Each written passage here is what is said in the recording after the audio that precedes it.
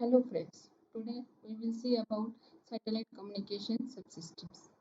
Now in communication subsystems, actually in communication, so for satellite communication, the different operations are taking place like orbit controlling of the satellite, then telemetry, telecommand monitoring of the system.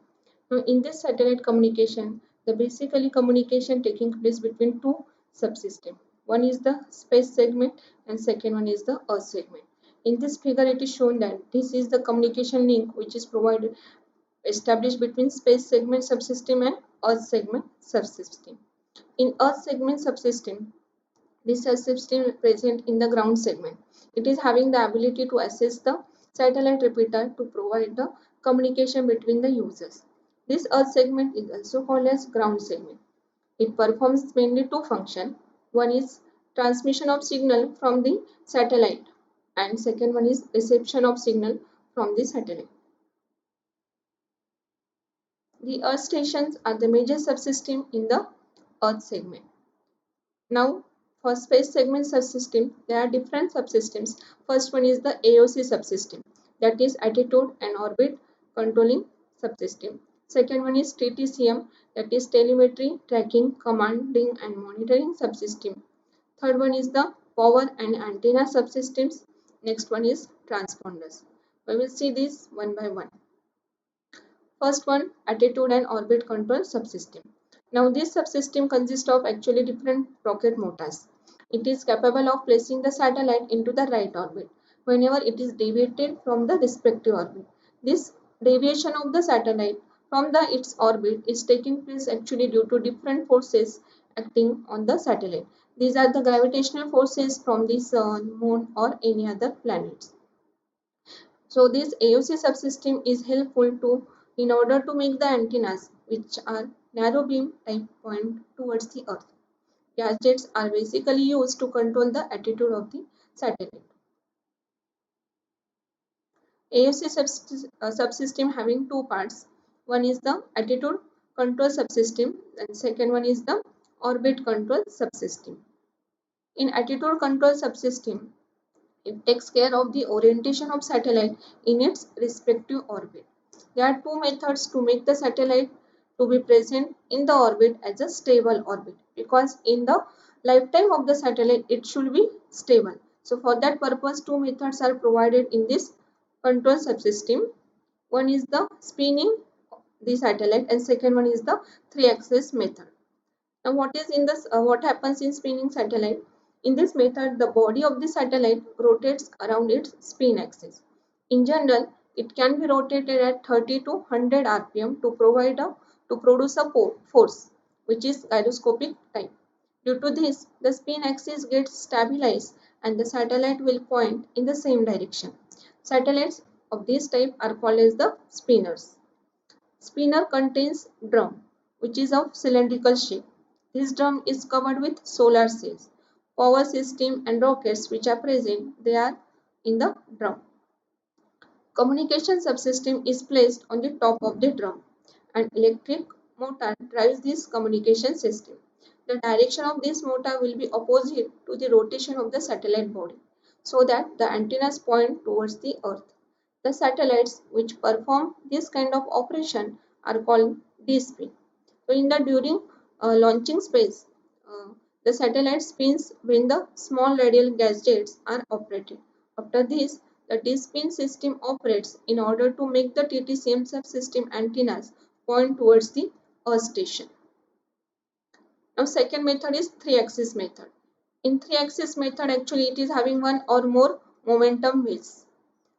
The advantage of this method is that the orientation of the satellite in this method will be controlled and no need of rotating of the satellite's main body. The three axes which are present in this method are roll axis, see in this figure, roll axis, yaw axis and pitch axis. Roll axis is considered in the direction in which the satellite is moves in orbital plane. Yaw axis, it is considered in the direction towards the earth. See in this figure, it is considered in the direction of the earth. And pitch axis, it is considered in the direction which is perpendicular to the orbital plane. So this is the orbital plane and which axis is the perpendicular to the direction of the orbital plane. Now second AOC subsystem is orbit control subsystem. It is helpful in order to bring the satellite into its correct orbit whenever the satellite gets deviated from its orbit. We know that this deviation occurs due to the gravitational forces on the satellite from Sun, Moon or other planet. So in TTCM subsystem present at the Earth station monitors the position of the satellite.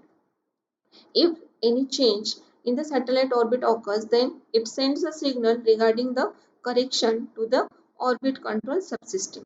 Then it will resolve this issue by bringing the satellite into the correct orbit. Now next subsystem is the TTCM, that is telemetry tracking commanding and monitoring subsystem. This is the main block diagram of TTCM subsystem. Basically this TTCM signals it is present both in satellite and earth station. This is satellite TTCM antennas.